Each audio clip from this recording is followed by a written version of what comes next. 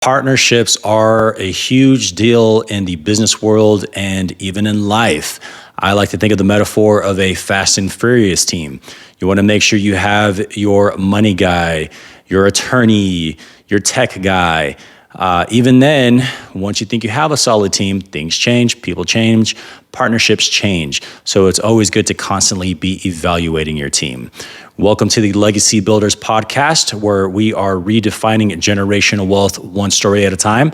I am your host, Mario Gonzalez, and in today's episode 4, we are talking about the importance of partnerships and constantly reevaluating your team. So personally, for myself, I have just started learning about the power of partnerships over the last 2 to 3 years. You know, even before that in life, when you're in the sales world, you're constantly selling yourself. And if you don't believe in yourself, you don't have the right partners in place that can get you along further in your career, in your business ventures, wherever you need to be.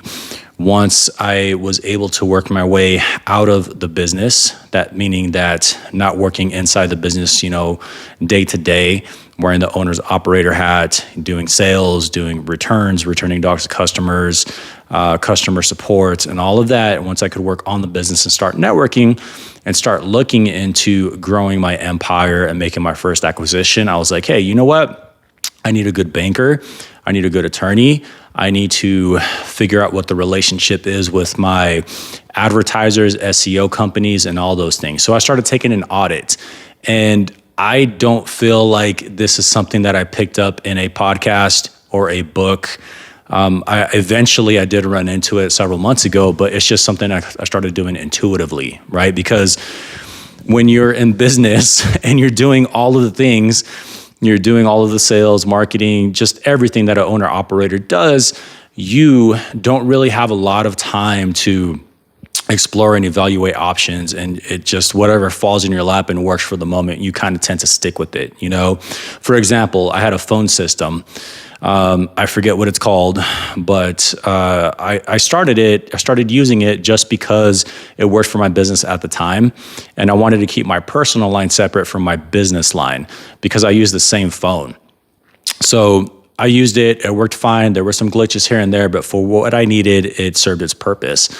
Later on, as I start getting employees and growing my business and then call volume increases, I came to the realization that it didn't work for me anymore like it used to, right? It became really glitchy and unreliable. So I started interviewing a bunch of different other phone systems. I ran through 2 of them. Each time they had their pros and cons. And then finally, after I interviewed a few more companies, I came across OpenPhone, now known as Quo, and this is by far the best system for the best price. And it was during this transition or this exploration process that I'm like, hey, I need to take a step back and look at my relationships, not only with my vendors, but with folks that I'm constantly working with as well. That includes a CPA. Not only did I not understand the value of having a bookkeeper versus a CPA, but I was not aware that they were not all created equal, So I started, again, doing an audit. I'm like, okay, who am I working with now? Are they meeting my expectations? Do they align with my goals and my values? Come to find out, no. So I interviewed, I ran across one that I really like. And even though I really like them, I'm still evaluating to this day because there could always be somebody out there that's better, right? My banker, I went to a bank locally here in Texas. I moved all my banking relationship from Chase Bank to this local bank. And this banker sold me on a personal relationship. At first, it was really good. I go through the process, come to find out that I'm more of in a toddler stage in the business world. I'm not somebody yet with deep pockets who's making multi-millions, So I think that it's great for those types of folks. And we recently had a meeting and he was like, yeah, to be honest, I'm trying to find, folks that have deeper pockets, and I'm paraphrasing, of course. He wasn't trying to say that I was not top priority, but that's the kind of feeling that I got, right? So I have a meeting lined up with the banker next week. For like vendors on the vendor side, things like reevaluating your tech stack, right? I unfortunately kept falling into the trap of adopting whatever HQ used for their business. And they have a bigger operation. And this is for the dog training business. They have a $4 million operation. My operation started off at $289,000. This year, we're projected to hit $700K. So they have more money to invest in tools than us smaller franchisees do, right? So I did what you call, pay my stupid tax, listen to a lot of Dave Ramsey back in the day.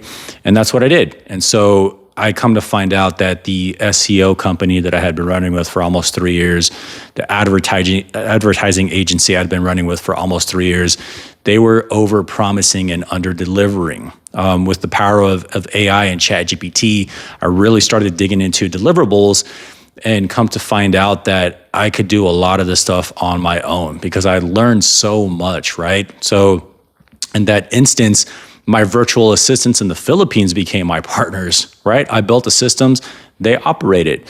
So a partnership doesn't just have to be, a business relationship or a vendor or a tech stack. It can also be your employees.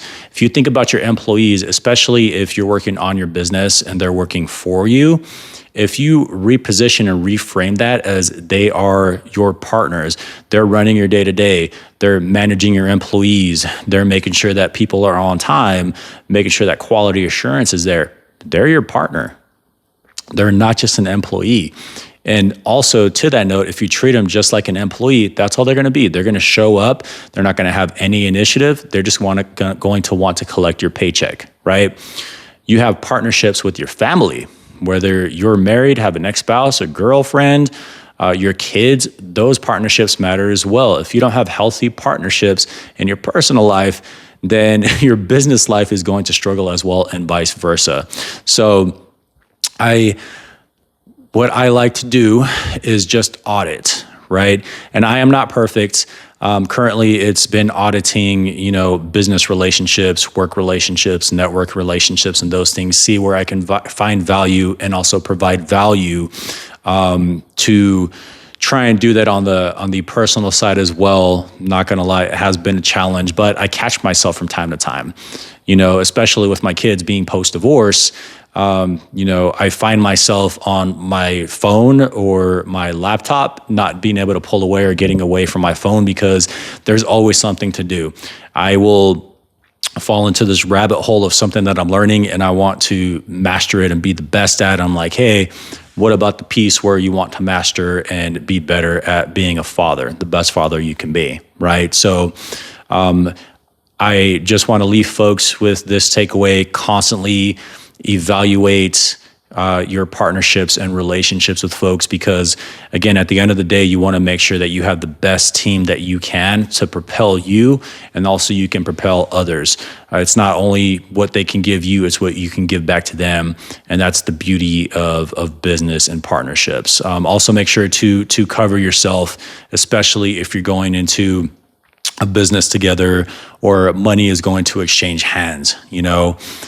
Just because you know a person, you think you know a person through and through. Sometimes money gets involved, things go sideways. We all have our different opinions, our different work ethics. So it's really important that whoever you are going to work with, you have a mutual understanding, you have that paper trail in place, and so forth. So with that, truck along the journey. We'll catch you later on the next one. Thank you, and make sure that you're building something bigger than yourself.